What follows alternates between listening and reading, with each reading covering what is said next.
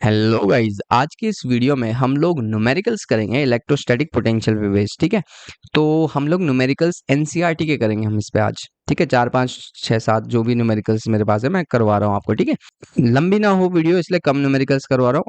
हो सकता है मैं आगे और न्यूमेरिकल्स लाऊं एनसीईआरटी के। ठीक है, तो चलिए आगे करते हैं। तो वीडियो शुरू करने से पहले आपको ये पता होना चाहिए कि किसी पॉइंट चार्ज के द्वारा किसी पॉइंट पे कितना पोटेंशियल होता है। तो देखो कोई चार्ज है, मान लो प्लस क्यू। अब इसके बाद क्या होता है, ये इलेक्ट्रिक फील्ड प्रोड्यूस करता है ऐसे, है ना। ये इलेक्ट्रिक फील्ड प्रोड्यूस कर देता है। अब मैंने बोला किसी पॉइंट पे, पी पॉइंट पे अगर मुझे पोटेंशियल निकालना है पी पॉइंट पे, तो कैसे निकाला जा सकता है, जो कि आर दूरी पे। ठीक है, कैसे निकाला जा सकता है इस पी पॉइंट पे पोटेंशियल। तो वीपी इज इक्वल टू, मतलब potential at the point P is equal to क्या, के। ठीक है, सोर्स चार्ज जो कि ये था Q, और कितनी दूरी पे वो पॉइंट है। तो ये फॉर्मूला हम इस्तेमाल करेंगे। K की वैल्यू क्या, K क्या होता है, K होता है 1/4 pi epsilon not. Epsilon not कब यूज करेंगे, जब फ्री स्पेस है यहाँ पे जब फ्री स्पेस है यहाँ इन दोनों के बीच में। ठीक है, अगर कोई मीडियम भर दिया जाए, इन ये किसी मीडियम में हो, या बीच में कोई मीडियम हो हवा के अलावा या फ्री स्पेस के अलावा, तो हम क्या लिखेंगे, K इज इक्वल टू क्या, 1/4 पाई एप्सिलॉन m। जो मीडियम यहाँ पे होगा ना, उसकी परमिटिविटी एप्सिलॉन m। ठीक, तो ऐसा कर देंगे इसे, बस इतना आपको ध्यान रखना है। तो चलिए अब न्यूमेरिकल्स को स्टार्ट करते हैं। ओके, तो क्वेश्चन नंबर फर्स्ट बोल रहा है कि दो चार्जेस हैं। ओके, मैंने बना दिया, दो चार्जेस हैं प्लस Q1। ठीक है, और दूसरा है प्लस माइनस Q2। ये नेगेटिव में दे रखा है। तो दो चार्जेस है 5 × 10⁻⁸ एंड -3 × 10⁻⁸ कूलम, और 16 सेंटीमीटर की दूरी पे लोकेटेड है। तो मैंने बना दिया 0.16 मीटर की दूरी पे लोकेटेड है। फिर क्या बोल रहा है, at what point on the line joining the two charges is the electric potential zero. मतलब ये जो लाइन इन्हें ज्वाइन कर रही है, इसमें कहीं पे कोई एक पॉइंट है, कहाँ पे वो पॉइंट होगा जहाँ पे इन दोनों के द्वारा जो पोटेंशियल आएगा उस पॉइंट का वो जीरो आएगा। वो बोल रहा है ऐसा पॉइंट ढूंढो। तो यार वो पॉइंट यहाँ इन दोनों के बीच में कहीं पे हो सकता है, या इन इसके बाहर कहीं हो सकता है, या इसके बाहर कहीं हो सकता है। ठीक है, तो पहले हम फिलहाल यहाँ बीच में देखते हैं, इन दोनों के बीच में कहाँ पे वो आ रहा है। तो मैंने क्या करा, मैंने मान लिया कि मान लो x दूरी पे कहीं पे वो पॉइंट आ रहा है P, जहाँ पे इन दोनों के द्वारा जो पोटेंशियल है, नेट पोटेंशियल, वो क्या है, जीरो। तो कंडीशन लगा देता हूँ जो बोला गया है। फिजिक्स यही है, जो कंडीशन बोला गया है वो लगा लो, आपको आंसर मिल जाता है। तो आपने क्या करा, यहाँ पे बोला गया है कि पहले वाले की वजह से जो पोटेंशियल है प्लस दूसरे वाले की वजह से जो पोटेंशियल है, दोनों को मिला के क्या हो गया, जीरो। ठीक है, यही बोला गया है। अब देखते हैं कैसे करते हैं। अब देखो potential by the first charge की वजह से पोटेंशियल कितना होगा यहाँ पे, तो हो गया के Q1, मतलब सोर्स चार्ज, और कितनी दूरी पे है, ये x दूरी पे है, प्लस। अब प्लस नहीं आएगा, अच्छा पहले लिख लो प्लस। ठीक है, दूसरा वाला चार्ज क्या है, -Q2। ठीक है, ये हो गया -Q2 डिवाइडेड बाय क्या, कितनी दूरी पे है, ये दूरी कितनी बची हुई है, 0.16 माइनस ऑफ x, ये बची हुई है दूरी, ये वाली। ठीक है, इन दोनों के बीच की दूरी ये है। तो ये क्या आएगा, 0.16 माइनस ऑफ x। अब तुम्हें दिख रहा है माइनस प्लस का क्या हो जाएगा, माइनस, तो मैं k कॉमन ले रहा हूं, और ये हो जाएगा Q1/x minus Q2/0.16 minus of x। ठीक है, अब हमें इस पे वैल्यू पुट करके सॉल्व करना पड़ेगा। तो भाई k की वैल्यू तुम्हें पता है, फ्री स्पेस है बीच में, तो क्या होगा, 9 × 10⁻⁹ ठीक, चार्ज पहले वाले चार्ज की वैल्यू थी 5 × 10⁻⁸, 5 × 10⁻⁸। ठीक, और दूरी हमें निकालनी है x। ठीक, और ये कितना था, 3 × 10⁻⁸ divided bye 0.16 minus of x। ठीक, और ये किसके बराबर है, एक मिनट में यहाँ पे इज इक्वल टू लिखना भूल गया, जीरो। ठीक है, इज इक्वल टू किसके बराबर है, जीरो के बराबर। तो ये तो गया यहाँ से, ये तो यहाँ चले गया, यहाँ सॉरी, यहाँ से यहाँ गया, ये तो डिवाइड में आ गया इसके, और ये जीरो हो गया। ठीक, तो ये बच गया क्या, 5 × 10⁻⁸ divided by x is equal to, ये वहां जाके पॉजिटिव में हो जाएगा, 3 × 10⁻⁸ क्या, -8 डिवाइडेड बाय क्या, 0.6 माइनस ऑफ x, ये गया। ठीक, तो यहाँ से जब आप x की वैल्यू सॉल्व करोगे तो 10 आ रहा है। ठीक है, तो 10 सेंटीमीटर आ रहा है यहाँ से, या 10 सेंटीमीटर, या 0.1 मीटर आप बोल सकते हो। ठीक है, 0.10 मीटर। तो ये आंसर है इसका x। ठीक, आई होप इतना समझ में आया हो।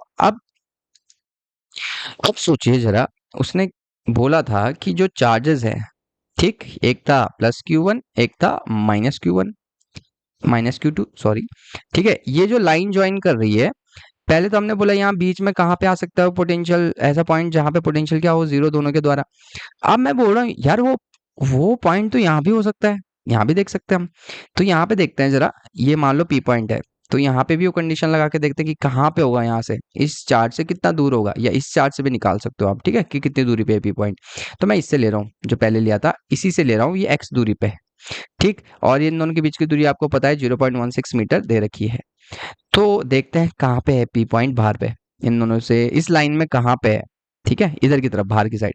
तो मैं कैसे करूँगा, वही कंडीशन कि दोनों के द्वारा जो पोटेंशियल होगा इस पॉइंट पे वो क्या होना चाहिए, जीरो, तो मैंने लिख दिया, ठीक है। पहले वाले की वजह से क्या होना चाहिए, के क्यू वन अपॉन एक्स, कितनी दूरी पे है, एक्स दूरी पे है, प्लस के माइनस क्यू टू, ठीक है, माइनस क्यू टू अपॉन क्या, कितनी दूरी पे है ये, Q2 से कितनी दूरी पे है, Q2 से कितनी दूरी पे है, x में से घटाना पड़ेगा 0.16 को, तो मैं घटा दूंगा 0.16 मीटर को, है ना।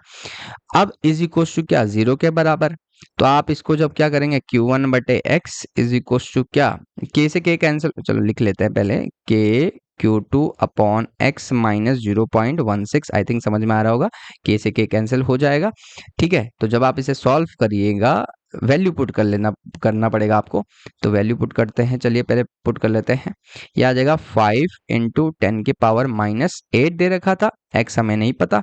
ये कितना दे रखा था, ये था 3 इंटू 10 की पावर माइनस 8, ठीक है। ये हो गया एक्स माइनस 0.16, ये गया, ठीक है। तो ये आ जाएगा 5x माइनस 0.16, क्रॉस मल्टीप्लीकेशन आप कर सकते हो 3x, ठीक है। तो आप जब इसे सॉल्व करेंगे तो यहाँ से जो आंसर आ रहा था वो 40 सेंटीमीटर आ रहा था, ठीक है। तो वो आ रहा था 40 सेंटीमीटर या फिर 0.40 मीटर आएगा यहाँ पे, ऐसे मीटर में, मतलब इसको कन्वर्ट कर सकते हो 40 सेंटीमीटर में, ओके। ओके, तो नेक्स्ट क्वेश्चन जो मेरे पास है, अच्छा क्वेश्चन है कि एक रेगुलर हेक्सागन जो है of side 10 centimeter has a charge of 5 microcoulomb at each of its vertices, ठीक है। Calculate the potential at the centre of the hexagon, ठीक है। तो थोड़ा सा अगर मेरे पास कोई शेप है हेक्सागन का, तो नहीं है मेरे पास, तो बनाना पड़ेगा मुझे।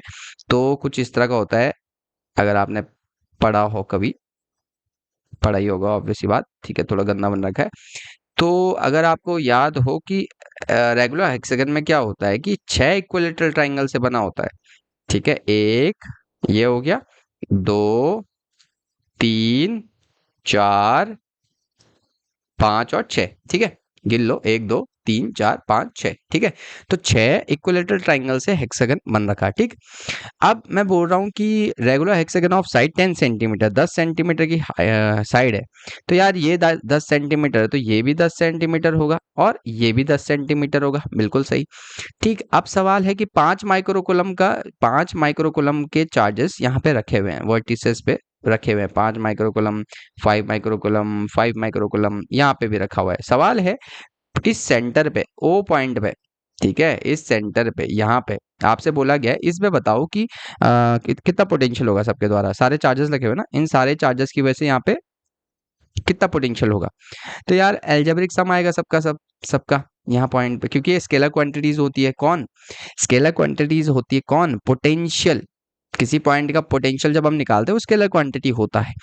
वी टोटल नेट पोटेंशियल जो यहाँ पे आएगा, या टोटल पोटेंशियल जो यहाँ पे आएगा, वो क्या आएगा, इसकी वजह से, पहले वाले की वजह से, देखो इसकी वजह से, फिर ऐसी दूसरे वाले की वजह से, इसकी वजह से, है ना, फिर तीसरी वाले की वजह से, ये जो है पॉजिटिव है सारे के सारे, ठीक है। ये चौथा हो गया, ठीक है, ऐसा, फिर ये भी हो गया, ये भी हो गया, ये भी हो गया, 6 है ना। तो तुम्हें पता है 6 वर्टिसेस है इसकी, ठीक है। तो 6 जगह पे रखा हुआ है।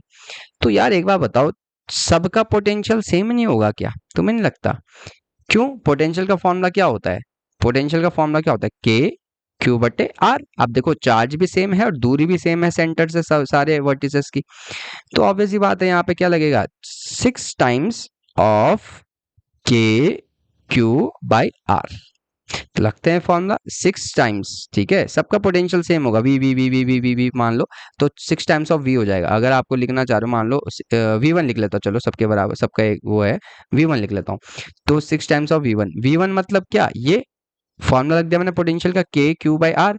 के कितना होता है, 9 इंटू 10 की पावर 9, ठीक, चार्ज कितना है 5 माइक्रोकुलम यानी कि 10 के पावर -6 डिवाइडेड बाय दूरी कितनी है 10 सेंटीमीटर यानी कि 0.10 मीटर।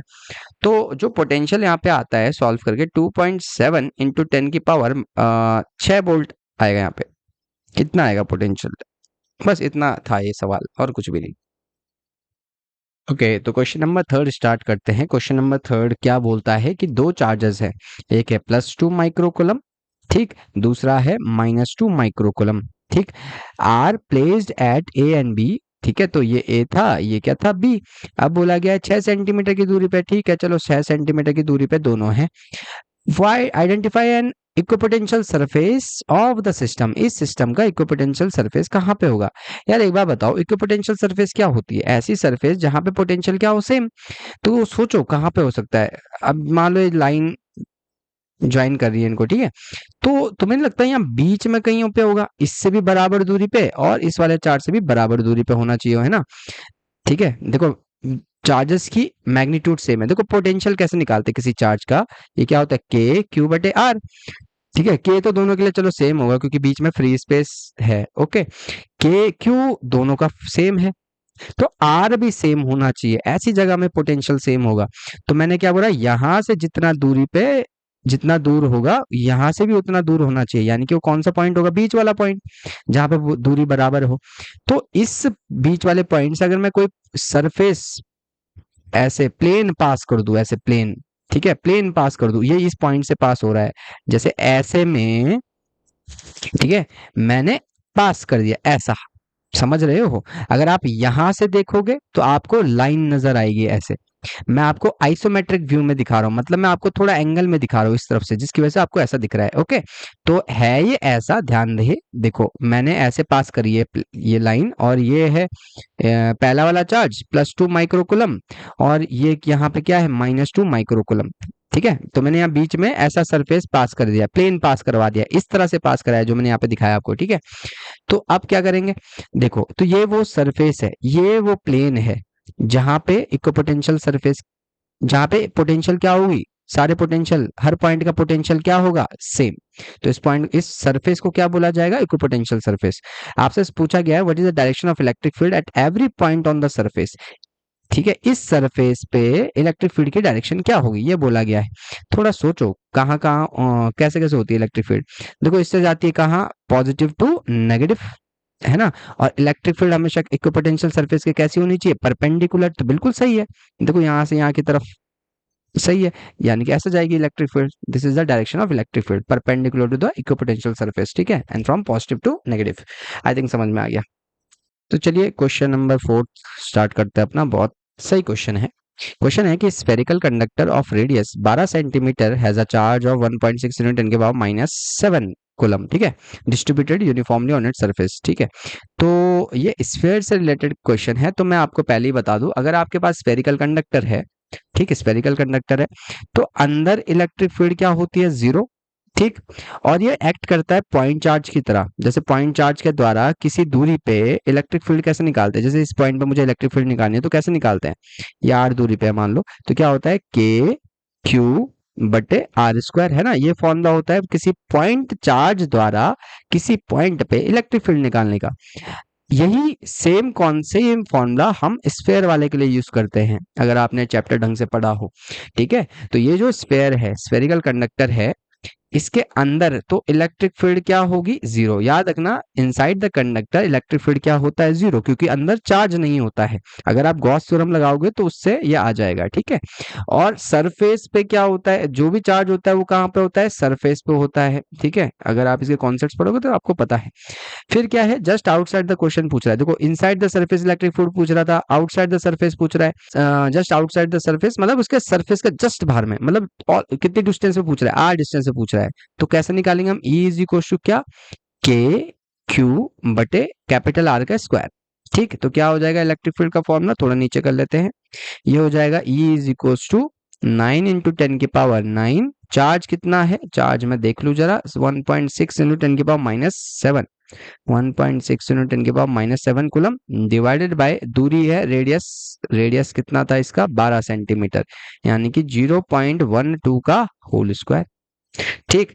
तो यहाँ पे जब इलेक्ट्रिक ये पूरा सब सॉल्व करोगे आप, तब जाके आपका आंसर आएगा 10⁵ न्यूटन पर कूलम। आप सॉल्व करिए, मैं सिर्फ कॉन्सेप्ट समझा रहा हूँ, ठीक है, जरूर इसे सॉल्व करें इसके बाद। थर्ड पार्ट है इसका कि किस at a point 18 centimetre from the centre of the sphere, ठीक है। तो आपको बोला गया है ये जो स्फीयर है, इस स्फीयर से 18 सेंटीमीटर की दूरी पे, ठीक है, 12 सेंटीमीटर का तो रेडियस ही है इसका, है ना, तो 18 सेंटीमीटर बाहर हो गया। तो बोला है यहाँ पे बताओ कि कितना इलेक्ट्रिक फील्ड है। तो ई इज इक्वल टू क्या हो जाएगा, के क्यू बटे आर स्क्वायर, फिर से, ठीक है। ई इज इक्वल टू क्या, के क्या, ये आर है, के क्या है 9 इंटू 10⁹ चार्ज था 1.6 इंटू 10⁻⁻7 डिवाइडेड बाय आर का स्क्वायर यानी कि 0.18 का होल स्क्वायर, ठीक है।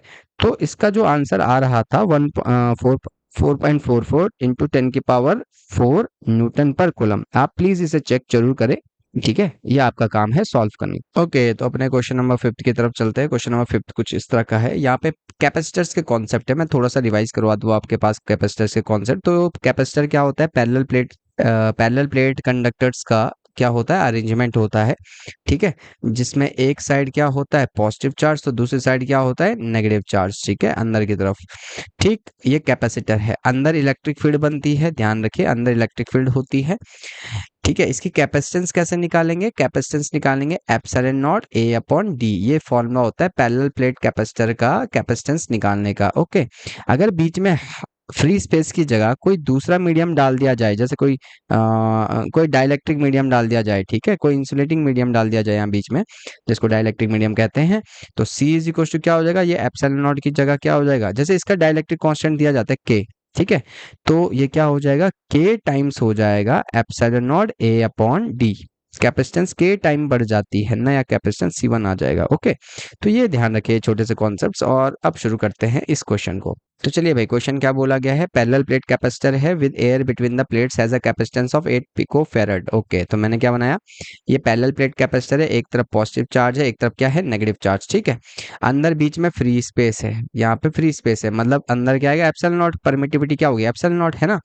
तो सवाल है कि कैपेसिटेंस जो है 8 पिकोफैरड है, जब हवा बीच में था तो कैपेसिटेंस क्या था 8 पिकोफैरड, और इसकी कैपेसिटेंस लिखेंगे कैसे, epsilon not a upon D, है ना। तो डी क्या होता है, दोनों के बीच का सेपरेशन, दोनों प्लेट के बीच का सेपरेशन, ए उन दोनों प्लेट्स का एरिया, ओके। ये किसी इनमें से किसी एक प्लेट का एरिया बोल सकते हो आप, ठीक, ए मतलब area of the plate, okay. तो ये 8 पिकोफैरड दिया है। सवाल बोला गया है what will be the capacitance if the distance between the plates be reduced by half and space between them is filled with the substance of dielectric constant के। वो बोल रहा है कि क्या होगा अगर ये जो कैपेसिटर था जो पहले डी था, अगर मैं उसको क्या कर दूं रिड्यूस कर दूं, ये जो डिस्टेंस है वो रिड्यूस हो जाए, ठीक, ये डिस्टेंस यहाँ से हट के यहाँ पे आ जाए, थोड़ा आधा कर दिया हमने ऐसा, तो ये डिस्टेंस क्या कर दी रिड्यूस कर दी, तो डिस्टेंस कितनी कर दी d/2 कर दी, और बीच में वो बोल रहा है कि डाइलेक्ट्रिक मीडियम डाल दिया जाए ऐसे, तो बीच में डाइलेक्ट्रिक मीडियम, अरे ये तो मिट गया, ठीक है, तो डाइलेक्ट्रिक मीडियम डाल दिया जाए जिसका डाइलेक्ट्रिक कांस्टेंट 6 है, ये बोला गया है, समझ में आ रहा होगा, ठीक है, आई होप सो। तो अब चलिए, अब बोला गया है कि व्हाट विल बी, कहाँ गया, what will be the capacitance, मतलब नया कैपेसिटेंस क्या आ जाएगा, क्या फर्क पड़ेगा कैपेसिटेंस में। तो चलिए यार, सिंपल सा क्वेश्चन है, तो क्या हो जाएगा, देखो कैपेसिटेंस कितना हो जाएगा, C1 इज इक्वल्स टू के times of epsilon not a upon D, जब डाइलेक्ट्रिक मीडियम रखा, लेकिन साथ में उसने बोला डिस्टेंस भी घट गई है, आधी हो गई है, ठीक। तो C1 इज इक्वल टू क्या आएगा, 2 ऊपर चल जाएगा, तो 2 टाइम्स ऑफ के कितना था 6 इंटू और epsilon not a upon D, तो ये तो पुराना कैपेसिटेंस है, ठीक। तो क्या आ जाएगा C1 is equal to 12 into 8 picofarad, तो ये क्या आ जाएगा 96 पिकोफैरड नया कैपेसिटेंस आ जाएगा यहाँ से। आई थिंक समझ में आया है क्वेश्चन तुम आप